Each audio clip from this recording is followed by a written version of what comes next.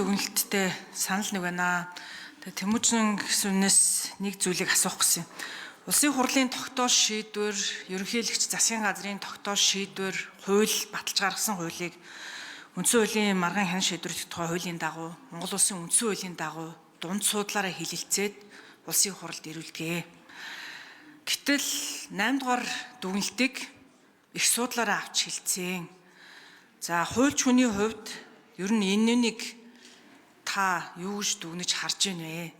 Цаашид ийм үндсэн хуулийн цэцнээс гаргасан дүгнэлт нь илт үндсэн хууль зөрчсөн юм шиг юм нөхцөл байдал үүсгэсэн байна гэж олон хуульчид ярьсан. Тухайн үед даргын дэргэдэх зүйлээр үүнтэй холбоотойгоор нэлээдгүй маргаан уншижсэн та өөрөө Ардсан намын бүлгийн дэд даргын хувьд тус хуралд ирж оролцож исэн. Миний ойлгосноор дараа нь Батэрдэн дарга, улсын хурлын дэд дарга бас даргын дэргэдэх зүйлийг хуралдуулад үүнтэй холбоотой асуудлыг үндсэн хуулийн цэцэд хүргүүлье гэсэн байсан. Энэ үндсэн улсын хурал гаргасан тогтоолыг их суудлаараа авч хилцсэн үндсэн хуулийн зөрчилтэй байна. Дунд суудлаараа авч хилцэх ёстой байсан. Үнийг улсын хурал дунд суудлаараа авч хилцсэн шийдвэрээ дүгнэлтэд танилцуулдаг гэдэг. Энийг ер нь ингээд цаашид яах ёстой юм бэ? Та хуульч хүний хувьд үүн дээр ямар санал дүгнэлттэй байна?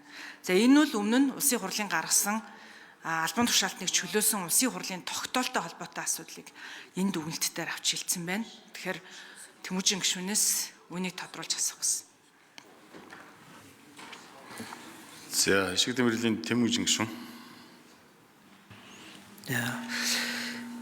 Булгантай гишүүний асуулт яг энэ өнөөдрийн хэлцэж байгаа үндсэн хуулийн дүгнэлттэй холбоогүй асуулт байна. Монгол үндсэн хууль дээр маш тодорхой заалтууд байгаа. Үндсэн хуулийн 66 дугаар зүйлийн 2 дээр ямар үг байгаа бэ гэхээр дараах маргаантай асуудлаар дүгнэлт гаргаж улсын их хурлд оруулна гэж үг байгаа.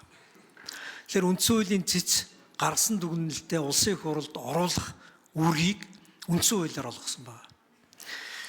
Яг тухайн Булгантай гишүүний дурдж байгаа улсын их хурлын шийдвэртэй холбогдуулан гарсан үндсэн хуулийн дүгнэлт одоо хүртэл улсын их хурлд орж ирээгүй байна. За үндсэн хуульд үндсэн хуулийн цэц бага суудал, дунд суудал, их суудлаараа хуралдах тухай ямар ч заалт байхгүй.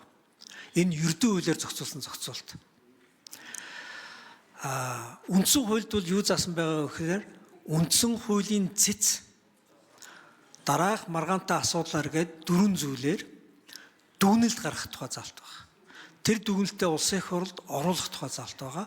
Үндсэн хуулийн заалтан дотор бас ямар үг байгаа вэ гэхээр улсын их хурл оруулсан дүгнэлтээр зөвшөөрөх тухай холбоотой асуудлаар шийдвэр гаргах тухай заалт байна.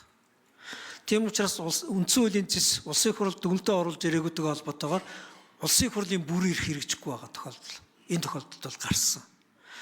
Ийм учраас бид бол үндсэн хуулийн цэцийн хууль тогтоомжийг үндсэн хуулийн нэр томьёо агуулга зарчимд нийцүүлж дахин боловсронгуйлах хэрэгцээ шаардлага бол байгаа. Тухайлбал өнөөдрийн энэ дүгнэлттэй холбоотой ч гэсэн бас одоо үндсэн хуулийн цэцийн хууль тогтоомжийг боловсронгуйлах хэрэгцээ бол энэ дээр гарч байгаа. Үндсэн хуулийн цэцийн хуралдаан дээр ч бас энэ дурддагдсан. Энэ дүгнэлтэнд ч гэсэн дурддагдсан байгаа. Өнөөдөр бодит байдал дээр үндсэн хуулийн цэц буюу үндсэн хуулийн шүүх иргэний үндсэн эрхийн маргааныг шийдвэрлэх болсон. Бодит байдал дээр. Энэ үндсэн хуулийн үг үсэг текстээс ч бас гарч ирж байгаа. Тийм учраас ердөө хууль тогтоомжоор энэ эрхийг нь одоо баталгаажуулж процессыг тодорхойлж өгөхгүй бол тэнд одоо ердийн хуулийн зохицуултгүйгээр үндсэн хуулийнхаа агуулгаар ингээд цаашаа үндсэн хуулийн шүүхэл иргэний үндсэн эрхийн маргааныг шийдвэрлээд яваад байх нэ. За хууль тогтоогчид ажиллаа хийхгүй бол үндсэн хуулийн шүүх иргэний үндсэн эрхийн эрхтэй холбоотой маргааныг цаашид ч гэсэн шийдвэрлээд яваад байна. Тэгэхээр нэг зарчим байгаа. Монгол Улсын парламент бол үндсэн хуулиараа хууль тогтоох хэрэглийг гагцсан өөртөө хадгалж байгаа. Тийм учраас үндсэн хуулийн шүүх өөрийнхөө үйл ажиллагаанд хууль тогтоох хэрэг байхгүй. Бид энэ зөрчлийг арилгах зорилгоор одоо нэн дээрөө энэ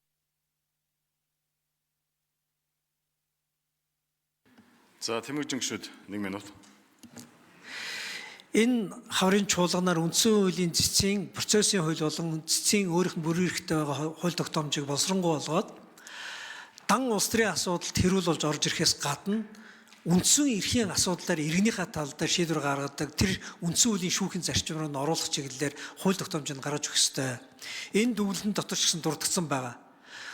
Өөрөөр хэлбэл үндсэн хуулийн цэцгийн иргэний үндсэн эрхийг хянахтай холбоотой эрх мэдэлтэй холбоотой үндсэн хуулийн заалтыг бол энэ зөрчиг байна. Харин зөвхөн үндсэн хууль заасан одоо эрх мэдлээ хэрэгжүүлж үндсэн хуульд одоо дагаж мөрдөх ёстой, үндсэн хуулийг дээдлэх ёстой гэдэг энэ зарчимтай зөрчилдөж байна.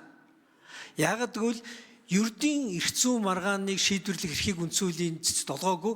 Гэтэл ердийн эрх зүйн маргаан шийдвэрлэх маягийн чиг үүрэг болгоцсон байгаа нь үндсэн хуульд үнэнч байх, үндсэн хуультай холбоотой маргааныг шийдвэрлэх гэдэг. За одоо үндсэн хуулийн цэцгийн дүгнэлтүүдтэй холбоотой санал хураалт явуулна.